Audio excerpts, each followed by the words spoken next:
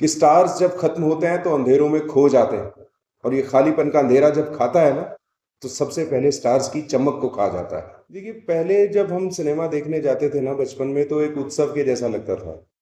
आज फिल्म देखने जाना है, सुबह जल्दी उठ जाते थे, क्या एक हर्ष, एक उल्लास अंदर रहता था, बॉडी लैंग्वेज चेंज हो जाती थी, जैसे पता नहीं क्या मिलने वाला है। सिनेमा पे जाके भीड़, अगर टिकट ना मिले तो इतने मायूस होते थे, फिर वो जिस जिद्दोजहद से टिकट लेते थे, टिकट हासिल करने के बाद ऐसा लगता था जैसे पता नहीं क्या जीत लिया। तो मुझे ऐसा लगा कि मेरे लिए तो वो एक दिन का काम था जो 3 दिन में होने वाला था। मतलब अब वो स्टोरी जो मैं एक एक दिन करके आ जाता था इधर इधर, अब वो 3 दिन की एक कहानी होती थी, 3 दिन में कंप्लीट शूटिंग हो जाती थी। तो मुझे पहली बार 3,500 रुपये पर डे मिल रहे थे, तो मेरे लिए बहुत बड़ी रकम थी वो। मतलब कम से कम 1,500-2,000 के अंदर ही काम किया करते थे हम लोग, और 3 दिन लगातार करने का 10,500 रुपये, मतलब मेरे महीने भर का खर्चा। ऐसी कहानी थी मेरे लिए तो ये क्राइम। पगड़ी और लाठी ले रहा अपन चालार देखा गांव में रोडों का ही बात को रही छे। आपका क्राइम पेट्रोल में काफ़ी आप चर्चित रहे, वांटेड फिल्म में भी आप काफ़ी चर्चित रहे।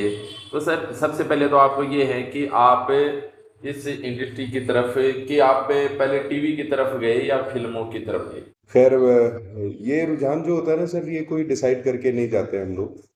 हाँ, ऑब्वियसली फिल्म्स करना ही सबसे बड़ी बात होती है, क्योंकि टीवी जो है ना वो एक अखबार की तरह है जो हर रोज नया आ जाता है। फिल्म एक ग्रंथ की तरह होती है जो हमेशा रहती है। तो सबका इच्छा वही होती है कि वो फिल्म करे, लेकिन अब एक और नई चीज ऐड हो गई, अब वेब सीरीज भी है। तो वेब सीरीज भी बहुत अच्छा कमाल कर ही रही। तो मेरा तो ऐसा कुछ नहीं था कि मैं क्या करूंगा, टीवी करूंगा, फिल्म करूंगा, क्योंकि बड़ी स्ट्रगल लाइफ रही, एक गरीब घर में पैदा हुए, और मुंबई जाना एक बहुत बड़ा सपना था। तो उसको पूरा करने के लिए पैसे नहीं, कुछ नहीं, तो कैसे कैसे सब अरेंज किया ईश्वर ने, और मैं मुंबई पहुंचा। तो सबसे पहले मैंने जूनियर जी में काम किया टीवी से। फिर अपने आप करते रहिए आप मेहनत, और वो अपने आप रंग लाती रहती है, फिर फिल्में भी आई, बहुत सी आई। तो सर सबसे पहले आपको जैसे टीवी की तरफ गए तो किन चुनौतियों का आपको सामना करना पड़ा?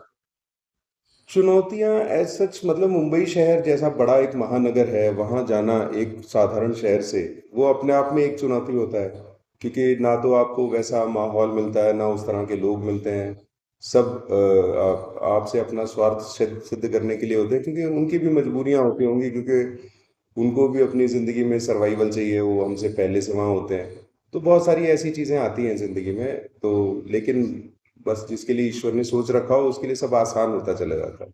जी सर, आपने वांटेड, वंस अपॉन ए टाइम और जैसी फिल्मों में काम किया, तो इन फिल्मों में काम करने का अनुभव कैसा रहा? सर, बड़ी फिल्मों में बड़े बजट के साथ काम करने का एक अलग अनुभव रहता है, क्योंकि वो सुलझे हुए डायरेक्टर्स, सुलझा हुआ पूरा यूनिट, बड़ा सारा सिस्टमेटिक सारा काम होता है। तो हर तरह का एक्सपीरियंस है। मैंने वांटेड भी की थी, मैंने अतिथि तुम कब जाओगे की थी, मैंने वंस अपॉन अ टाइम इन मुंबई दोबारा की थी, मैंने गुंजन सक्सेना की थी, मैंने विद्या बालन जी के साथ द डर्टी पिक्चर की थी, मैंने आशुतोष ग्वारिकर जी के साथ खेले हम जी जान से की थी, राजकुमार हिरानी जी के साथ पीके की थी। तो बहुत सारी फिल्में ऐसी मैंने की हैं, और जो छोटे बजट की हैं उनकी तो गिनती नहीं है। वो कहीं आती भी नहीं है किसी प्लेटफॉर्म पे, लेकिन की तो। आपने टीवी और फिल्म दोनों में एक साथ काम किया है, तो दोनों में कैसा, क्या अंतर महसूस करते हैं? दोनों में अंतर ऐसा कुछ खास नहीं है, मतलब वही कि फिल्म के पास एक पूरा समय होता है, आराम से की जाती है, टिका के की जाती है। टीवी के पास उतना समय नहीं होता है, हमको बहुत जल्दी रोल मिलता है, उसको बहुत जल्दी अडॉप्ट करके प्रेजेंट करना होता है। तो अलग अलग एक्सपीरियंस है, मजा आता है। तो किसी फिल्म की शूटिंग के दौरान ऐसा कोई आपका रोल रहा हो जिससे आपका सबसे अधिक जुड़ाव रहा हो? हाँ, मैंने एक स्टार प्लस का शो किया था, ये है चाहते हैं, बालाजी टेलीफिल्म्स का था ये। इसमें मैं हीरोइन का फादर था। तो जो मैं हूँ मेरी जिंदगी में वैसा ही वो कैरेक्टर था, तो उसका मुझे बहुत आनंद आया था। एक बहुत ही इमोशनल फादर, जो फादर और डॉटर का बॉन्डिंग है बहुत अच्छा, बाप बेटी का रिश्ता बहुत अच्छा है। तो वैसे ही था वो।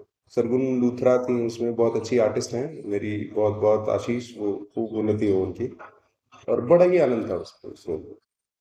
किसी फिल्म की शूटिंग के दौरान ऐसी कोई घटना जो आज भी आपको याद है? इस शूटिंग के दौरान ऐसी कोई घटना तो नहीं हुई, बहुत अच्छे अच्छे लोगों से मिलता रहा। हाँ, पीके के समय जब मैं सेट पे था, तो एक असिस्टेंट डायरेक्टर मुझसे आके पूछते हैं कि आप सर से मिले क्या, मैंने कहा नहीं, मिला नहीं। तो फिर वो कहते ठीक है बैठिए 2 मिनट। फिर वहाँ पे साइड पे दो चेयर आई, फिर राजकुमार हिरानी सर आए, फिर उनके साथ में बैठा, और मैंने अपनी जिंदगी के वो 10 मिनट मेरे लिए बेशकीमती रहे जब मैंने उनके साथ बैठ के बात की, बड़ा अच्छा लगा। जैसे सर कोई रोल रहता है आपका, टीवी हो फिल्म हो, तो उसकी आप तैयारी कैसे करते हैं, आप अभ्यास कैसे करते देखिए अभ्यास वहां जाके नहीं होता है। अभ्यास आप जहां से चलते हैं, जिस शहर से आप हैं, जहां आप रंगमंच करते हैं, जहां आप अपने सीनियर्स से सीखते हैं, वहां सारे अभ्यास होते हैं। क्योंकि मैंने बहुत साल रंगमंच को दिए थे, तो वहां मैंने बहुत सारे कैरेक्टर्स पे काम किया था। वो काम अब आपको काम में मिलता है, आता है जब आपको कोई कैरेक्टर मिलता है, तो इमोशंस का जो कुछ भी है, एक्सप्रेशंस का, बॉडी लैंग्वेज का, वो हमको थिएटर ही सिखा देता है। तो उसके बाद फिर उतना मुश्किल नहीं होता है, क्योंकि जो हमको लाइंस मिलती हैं दरअसल वो लिखी हुई लाइंस होती हैं, मतलब मुर्दा लाइंस होती हैं। उनको अपने अभिनय से, अपनी बॉडी लैंग्वेज से, अपनी आवाज़ से, अपने एक्सप्रेशन से जिंदा करना एक एक्टर का काम होता है। और वो रंगमंच इसकी बहुत तैयारी करवा देता है, लेकिन बशर्ते आपको सही लोगों का सानिध्य मिला हो, जैसे सौभाग्य से मुझे मिला था। मेरे गुरु राजेश शर्मा जी, बलराज पंडित जी, मोहन कंबोज जी, विनय पुरी जी, और विनोद विनोद कौशल सर, ये सब का बहुत आशीर्वाद है। सर आपने राजस्थानी जो ये हिंदी फिल्में हैं, उसके अलावा टीवी सीरियल है हिंदी, तो इनके अलावा आपने कौन सी भाषाओं में टीवी सीरियल या फिल्म की है? मैंने मेरे को ना एक्चुअली मैं पंजाब से हूँ, मैं पांडे हूँ, मैं उत्तराखंड से हूँ। और वो वाली हमारी कुमाऊनी भाषा का एक वर्ड भी मुझे नहीं आता है, क्योंकि मेरे मम्मी वहाँ से नहीं थे, पिताजी वहाँ से थे, तो वो भाषा रह गई। फिर मैंने भोजपुरी में कुछ किया, थोड़ा लैंग्वेज में प्रॉब्लम आता है, लेकिन क्योंकि हम लोगों ने मेहनत की है उस स्तर की के बहुत ज़्यादा वैसा फ्लुएंट नहीं होता, लेकिन हो जाता है। अभी मैं पहली बार ये मारवाड़ी भाषा में ये फिल्म कर रहा हूँ, मुकुंदपुरा, जो आप स्टेज ऐप पे देखेंगे। इसमें एक बड़ा अच्छा रोल है, मुखिया का रोल है बेशक, लेकिन बहुत बढ़िया कैरेक्टर है। और ये लैंग्वेज में मुझे बड़ी दिक्कत हो रही है। मैं विकास जी यहाँ जिनके पास मैं रुका हूँ, तो उनकी बड़ी मेहनत है मैं मुझे तैयार कराने में उस भाषा को। Thank you so much. तो सर जैसे राजस्थानी आप ये फिल्म कर रहे हैं, तो इसको कैसा अनुभव आपको लग रहा है राजस्थानी फिल्म का, क्योंकि यहाँ की जो भाषा है वो मीठी रहती है, तो आप कैसे देखते हैं इसे? हाँ, नहीं नहीं, भाषा तो सारी भाषाओं में एक अलग आनंद है, इसमें कोई संदेह नहीं है। और क्योंकि हमारे मुंबई में यहाँ राजस्थान से बहुत सारे लोग हैं, तो सुना तो था, कानों में तो थी ये भाषा। लेकिन क्योंकि जब तक आप बोलते नहीं, जब तक आप करते नहीं, तब तक आप वहां तक पहुंचते नहीं। इसमें कोई संदेह नहीं, राजस्थान एक रंगीन और स्टेट है, बड़ा अच्छा स्टेट है। और जिस भूमि पे मैं हूँ, ये शेखावाटी, यहाँ से सबसे ज्यादा इस देश को शहीद इस पावन भूमि से मिले हैं। मैं नमन करता हूँ इस धरती को। बहुत सारे लोग यहाँ से हमारी सेनाओं में हैं। ईश्वर करे उनके परिवारों पर हमेशा खुशियां बरसें और वो खूब उन्नति हो उन सबकी। ऐसा सर कोई डायलॉग जो एकदम आपका सबसे ज्यादा चर्चित रहा है? जी डायलॉग्स तो मतलब मैंने सारे अच्छे ही लिखते हैं बेचारे, बड़े अच्छे अच्छे राइटर्स मिले हैं सौभाग्य से हमारी इंडस्ट्री को। लेकिन फिल्म द डर्टी पिक्चर के थ्रू आउट सारे पिक्चर के डायलॉग्स बहुत अच्छे थे, और उसमें मुझे भी बहुत अच्छे डायलॉग्स मिले थे। विद्या बालन जी परेशान है, टेंशन में है, और वो इंडस्ट्री को छोड़ देती हैं या छोड़ना चाह रही हैं, तो एक सीन करते करते वो कंफ्यूज हो जाती हैं, और फिर वो गुस्सा लाइटमैन वगैरह पे उतारने लगती हैं। तो वहाँ थे जो भी डायलॉग्स बड़े अच्छे थे। तो उसमें एक लास्ट में मैं बोलता हूँ जो सत्य है इंडस्ट्री का, कि स्टार्स जब खत्म होते हैं तो अंधेरों में खो जाते हैं, और ये खालीपन का अंधेरा जब खाता है ना, तो सबसे पहले स्टार्स की चमक को खा जाता है। तो ये डायलॉग था मेरा लास्ट उस सीन का। सर अब फिल्में थिएटर पर रिलीज होती थी, लेकिन अब ओटीटी पर रिलीज हो रही है, तो इसको आप किस तरह से देखते हैं, ये परिवर्तन कैसे? देखिए पहले जब हम सिनेमा देखने जाते थे ना बचपन में, तो एक उत्सव के जैसा लगता था। आज फिल्म देखने जाना है, सुबह जल्दी उठ जाते थे, क्या एक हर्ष, एक उल्लास अंदर रहता था, बॉडी लैंग्वेज चेंज हो जाती थी, जैसे पता नहीं क्या मिलने वाला है। सिनेमा पे जाके भीड़, अगर टिकट ना मिले तो इतने मायूस होते थे। फिर वो जिस जिद्दोजहद से टिकट लेते थे, टिकट हासिल करने के बाद ऐसा लगता था जैसे पता नहीं क्या जीत लिया हो। वो सब क्रेज अब सिनेमा से खत्म हो चुका है, क्योंकि इतना ज्यादा एंटरटेनमेंट मिल गया है हमको टीवी पर हर रोज, इतने सारे चैनल्स, इतना सब कुछ। तो समय के साथ साथ बदलता है, बदलाव के साथ चलना चाहिए। ओटीटी पे आए सिनेमा तो सिनेमा है, कहीं पे भी आए। लेकिन हाँ, वो क्रेज जो बचपन में सिनेमा का था शायद अब नहीं है। अभी सिनेमा गए हुए मुझे भी करीब करीब 1 साल हो गया है। समय ही नहीं मिल पाया। लेकिन एक वो वाला अभी वैसा, या तो उस सही समय बच्चे थे या नहीं, वो दौर था। देखिए आप, टिकट ब्लैक हुआ करती थी, 2 रुपए की टिकट लोग 200 रुपए की, 2 रुपए की टिकट लोग 200 रुपए की भी लेते थे, सोचिए आप। जी सर, क्राइम पेट्रोल आपका सबसे ज्यादा फेमस सीरियल रहा, और आपका जो क्राइम पेट्रोल को लेकर आपका जो किरदार था वो काफी सराहनीय था। आज भी अगर देखते हैं तो लोग आपका चेहरा, आपको अगर कहीं भी आप घूमने जाओ तो आपको क्राइम पेट्रोल के लोगों को याद दिला देंगे, तो उसका अनुभव कैसा रहा सर?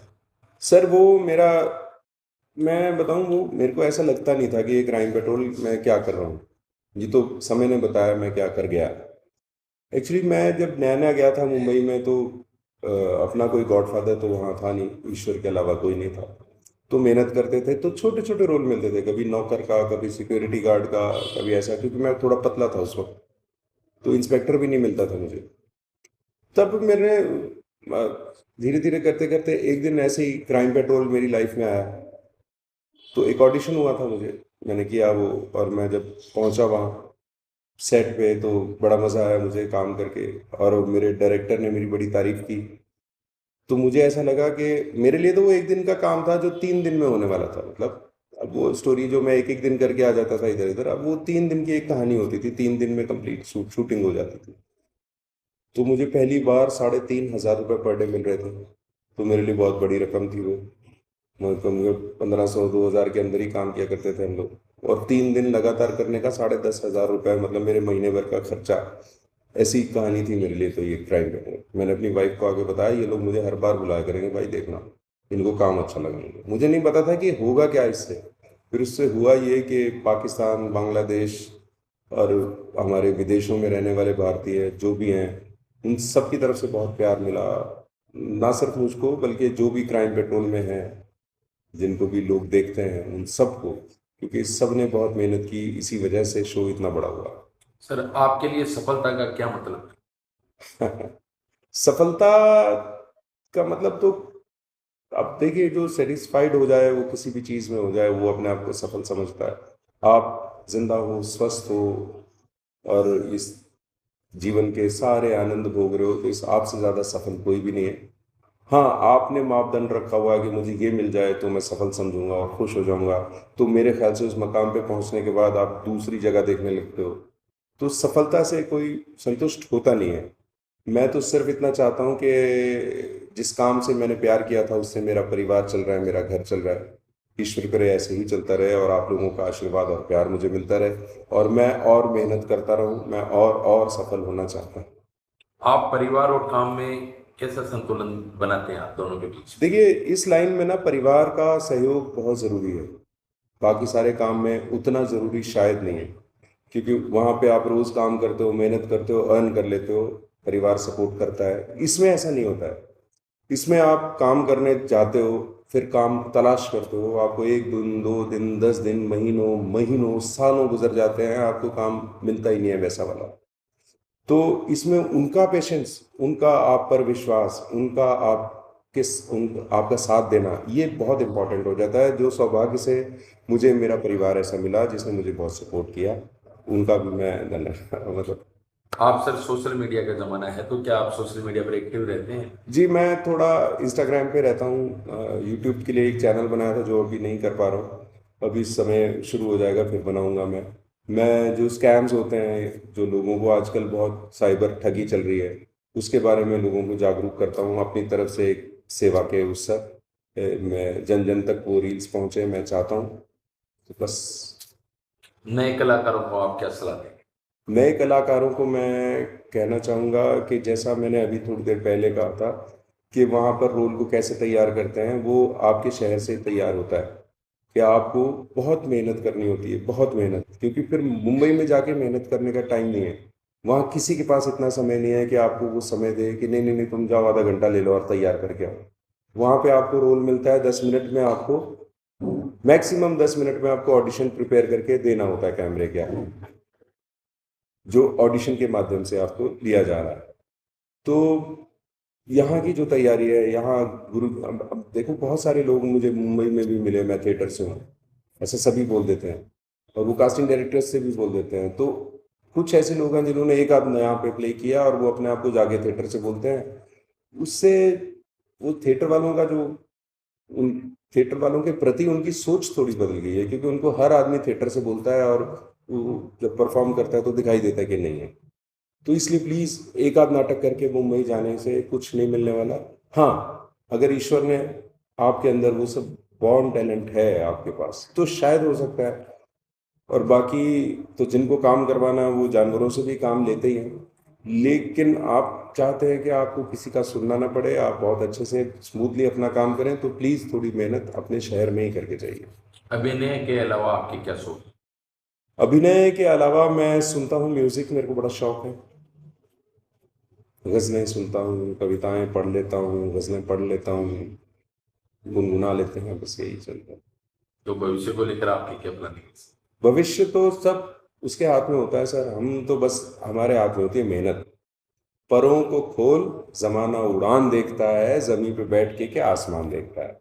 तो हमको सिर्फ मेहनत करनी है और वो क्या देने वाला है वो उसके हाथ में है। अब आप जिस राजस्थानी फिल्म के लिए काम कर रहे हैं उसका एक कोई डायलॉग? आ बी को डायलॉग तो मैं याद को नहीं। तो क्या होता है वो, क्योंकि लैंग्वेज मेरी नहीं है। जा मार पगड़ी और लाठी ले रहा अपन चालर देखा गांव में रोड़ों का ही बात को रही छे। तो ये मैंने याद किए थे तो ऐसे बोलते हैं।